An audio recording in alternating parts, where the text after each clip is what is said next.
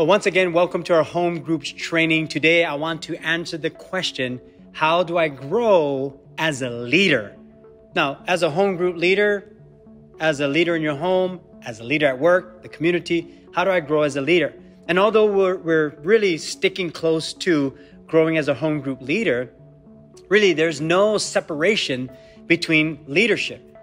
In fact, if you switch that word from leadership to servanthood, it's going to help tremendously. So how do I become a better servant? Because that's what's going to make the difference. Sometimes we think a leader is someone who tells people what to do or gives direction, and that might be a part of it. But when we come back to who God is making us to be as believers, then it comes back to being a servant and how do we serve people. Jesus said it well.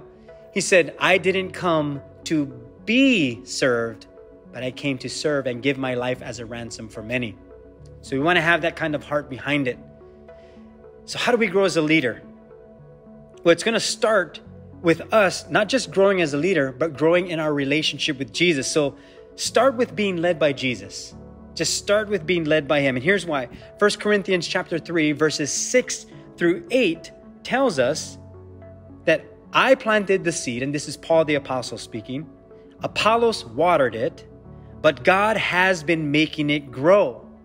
So neither the one who plants nor the one who waters is anything, but only God who makes things grow.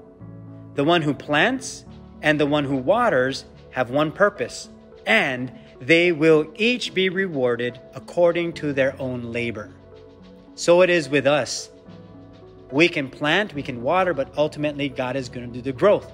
And it happens in us too. God is going to grow us as a leader. Yes, we can read leadership books, we can do leadership things and learn some principles, but ultimately God is going to do the growth. So our relationship with him is the most important.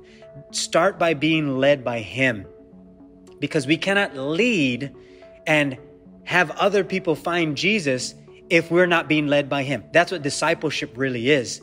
I cannot disciple unless I'm being discipled by him.